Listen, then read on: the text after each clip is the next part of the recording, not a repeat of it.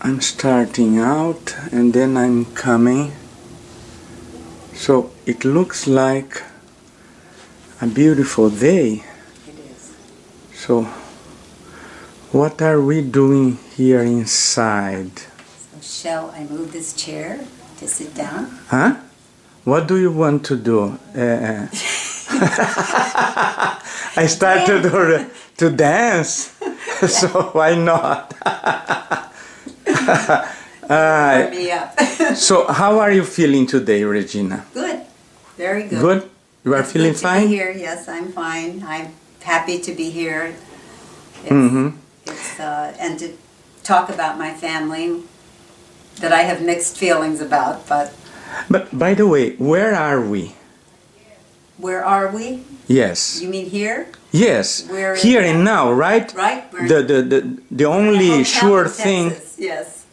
And we're at the conference for the ASGPP, which is the American Society of Group Psychodrama and Psychotherapy. And so for me, it's a wonderful place to be because I can connect to all the people who do my father and Zerka's work. And it's their legacy. And so for me, I feel like a star here, just like they felt like stars. But now I'm the star because they're gone. Wherever they are. But by the way, what day is today, Regina? It is April 20th. April 20th. April 20th, 2018. 2018. And are you going to present something at this conference? No, I am writing my memoirs. So what I'm going to do is attend some of the talks and get some more new information, contacting to many people that are my father's students and Zerka students. And for me, it's a connection time. And I have done workshops here, but this time I'm trying to see what's happening to the work, where it's going, what people are doing. So it's kind of a learning cycle for me to find out what people have done with this work. So that's and also I'm writing my memoirs about my life, which is a very emotional experience. So I come up here and I sit on the bed and I write. You are saying that you were doing your memoirs and you were writing, and you pointed out the bed. Why is that? How do you write when you are writing? When I'm writing on the computer at home, I write basically on the computer. But sometimes I'm more comfortable writing with little cards, and I make notes by pencil. And so then I lie down in the bed and I write notes. And then I transfer them to the computer because I'm actually more comfortable writing it out because that's the way I always did it. Now, of course, I use the computer for writing. And so I have a timeline that I'm writing of the events in my life, the beginning to, of course, the end, wherever it is. And so for me, writing out by hand is what I sometimes lie down and do. So this was comfortable for me. This is what I do. But when I'm home, I'm constantly on the desktop. Okay, but here, for instance, we have been here since yesterday, right? Yes. Here in Dallas, or yes. Actually, it's not Dallas. It's the Dallas area. The city of Dallas. The city of Dallas, Addison. Have you been able to write something? Oh, many things. I've got a whole bunch of note cards of things that I wrote. A lot of it I didn't write about my father and Zerka this time. Where I'm at in the timeline is when I met my Indian husband, which was a very abusive relationship, and they didn't know anything about it. I never told my family what was happening. And so during that time, I'm writing about that now, which is extremely painful, because he was the father of my children. We were married for 12 years. They knew nothing about what was happening. They didn't know about the abuse, that he was hitting me. They didn't know all the problems we had. They thought everything was wonderful, because he was a scholar, that came from India on a special scholarship, and I met him at university, and then he got his PhD, and we moved to Canada, to Calgary, because he had to leave the country because he had a special type of scholarship. Mm-hmm. Yeah. So, but have you started from these No, part? My first writing that I started doing, the timeline. I started with the timeline. The timeline started with the backstory, what we call backstory in writing. I wrote about my mother's life, what happened to my mother in her childhood, to make her such an unhappy woman, to make her so disturbed. Her mother died when she was only 6 years old, and she died from the flu, the pandemic flu in the 1919 that covered all of Europe and the United States. So many people died, and so she was put in a bed next to her mother who was dying, and the priest was giving her last rites.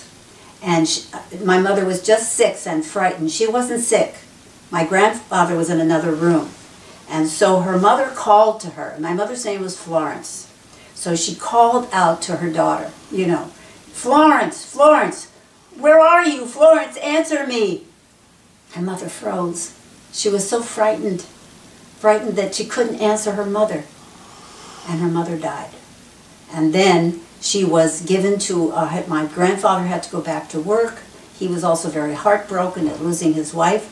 And so he basically gave her to all the relatives to take care of. And they all called her the little orphan girl, that she was an orphan because she lost her mother. Her whole life, until the day she died, that was the most important thing she talked about, even at the end of her life, her mother. And Zerka, my stepmother had me do a psychodrama with her over this when my mother was bedridden at the end of her life, when she was in her, in her 90s. And my mother said, don't go there. I don't want you to talk about it. Why are you doing this psychodrama with me now? I don't need that. And I realized how much pain this caused my mother. So in my writing, I start with her pain, because that to me was what made her a very unhappy person. She had many, many emotional problems, and I think the reason why she became so in love with my father, she thought my father was God. Mm-hmm. She really believed that he was special. When she first met him on the psychodrama stage, and he told her, I have created this wonderful work, the work that will change the world. And she thought, oh my God, this is God. He's God. So that was probably that experience is where my writing is starting, because her pain and her suffering and her anxiety, she was mentally disturbed, there's no question. But then when he brings Zerka into the picture, she fell apart, totally fell apart. She was a pianist, and a good pianist, and my father bought her a beautiful piano in 1925, a Steinway, because he wanted to make her happy. It was like a gift. I mean, he may have had other women at that point, I'm sure he did, but he gave her this piano, and she brought it to Beacon, to our little house in Beacon, where the psychodrama theater was. Mm-hmm. And so she would play this piano, beautiful concerto, Chopin, and Beethoven, and then she would fall onto the piano and cry because she couldn't go any further. And she would just dissolve in tears, because I think she knew that he was involved with other women. At that time, it turned out to be Zerka. So I met Zerka when I was 2.5 years old. She came to Beacon with my father. She had come to bring her sister, who was mentally ill, Binky, to my father to be treated, to be helped. And that's when she started being interested in his work, and they became involved. And so she was not living in Beacon at that time. She was at his New York office, his New York Psychodrama Institute, which was at 101 Park Avenue in New York. And so she was brought to Beacon, I guess, just to see the place. to visit Beacon, and she was standing on the lawn outside the hospital of my father's sanitarium, the hospital, and I guess my mother had brought me up to meet her. And I remember, I don't know if I really remember, because I have a vision, or maybe I was told that I met her. And I remember I have this vision that we met, and I always tell her this, and she used to tell me, well, maybe it was real. So I told her how I met her. She was a very tall woman. My mother was very short. And my mother was holding me because she wanted me to stay still. I really had trouble staying still. I was constantly moving. I still constantly move. But she was holding me to keep me still. And Zerka was this very tall, she looked so tall to me with a big skirt. And she got down on her knees and she put her arms out to me. And she tells me I ran into her arms and she hugged me. And in a sense, I felt maybe that was a preview of what was going to happen. Because I sensed the tension in my mother, I could see her tensed her arms. She was always like that, very tense. And there was that anxiety already in her. So she sensed something. Mm-hmm. So that was the beginning. And then from there, there were the years when I was growing up, when I was young, and my mother was a trained psychologist. She had been trained. And I have to look and see who the trainer was. I have it on my... she was very famous. She was a famous psychodramatist, and she was at Columbia University. My mother was a student there, a graduate student in psychology and sociology. And so what happened is, this woman, whom I have to look at my notes to see, she took my mother she said to my mother, she was her advisor, and she said to her, I want you to meet someone very special. She said to my mother, there is this doctor who is doing work with girls in upstate New York, troubled girls, and he's doing something called sociometry with them and psychodrama, trying to examine their relationships, why they make choices, which was sociometry. I want to take you to meet him. And of course, she herself had a crush on him too, and I found that out only later. They all had crushes on him. And so she took my mother to meet him in upstate New York, where he was, with the girls. And so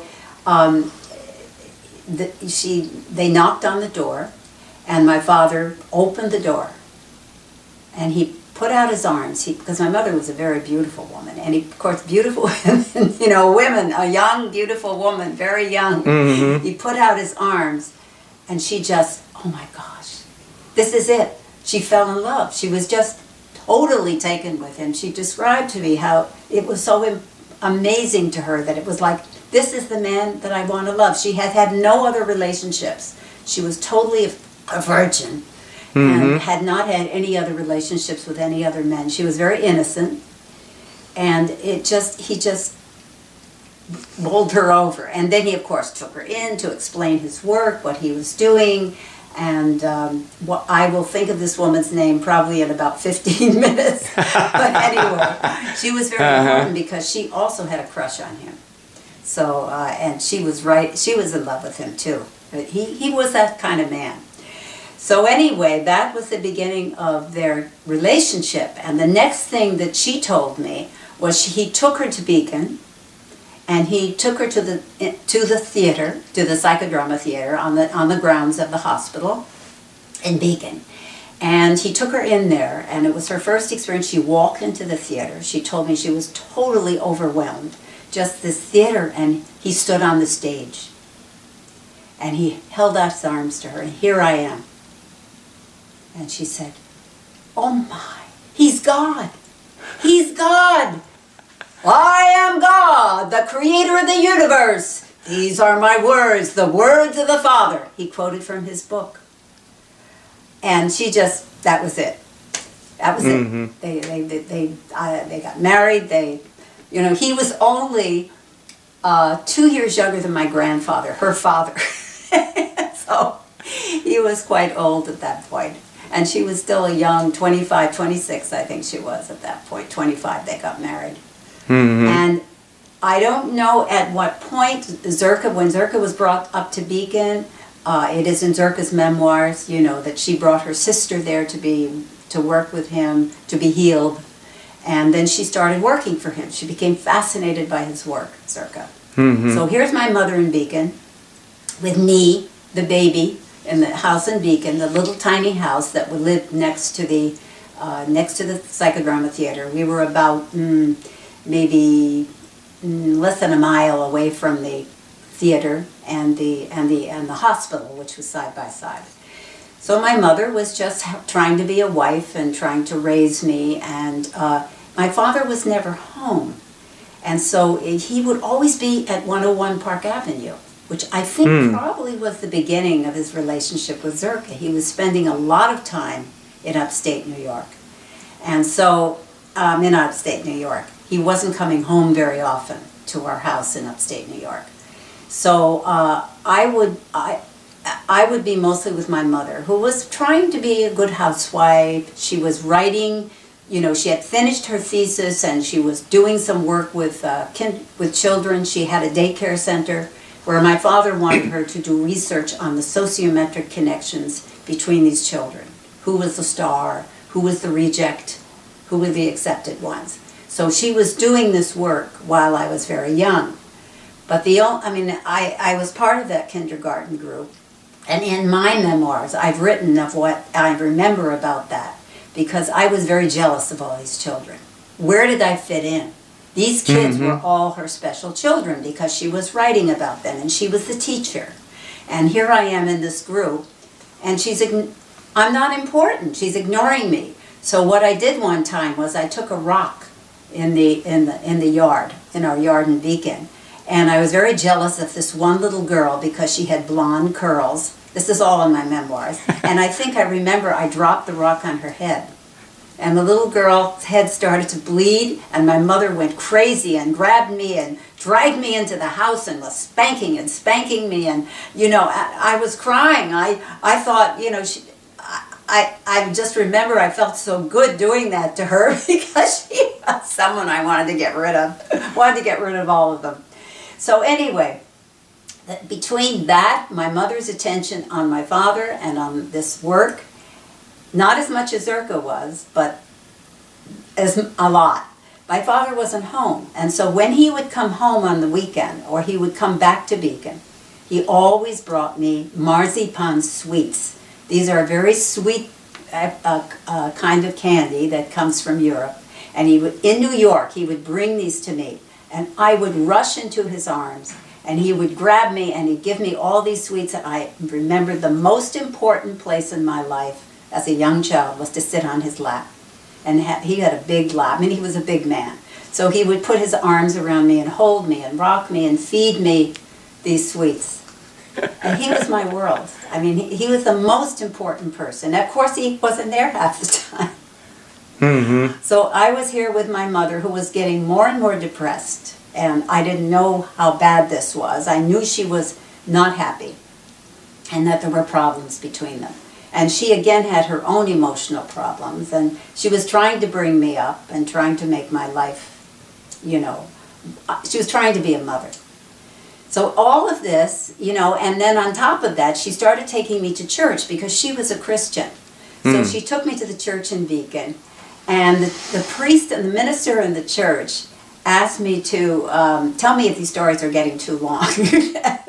No, that's fine. Right. That's fine. So she asked me to, the minister asked the children in the church in Sunday school to draw a picture of the idea of the Holy Father being in the clouds. The face of God would be in the clouds. And we were supposed to draw a picture of that. And so we took our crayons and drew, and I drew a picture. But in the clouds was not what he was talking about, which is Christ, right? Jesus Christ. I drew my father's face. And he said, "Who is this?" I said, "That's my father. He's God. And he's in the clouds."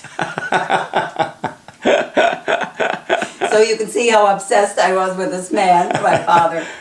So everything for me was him when I was a child. My mother was always sad, always crying, and I think she knew at that point something was going on with him. She didn't know it was Zirka, but I think she sensed it.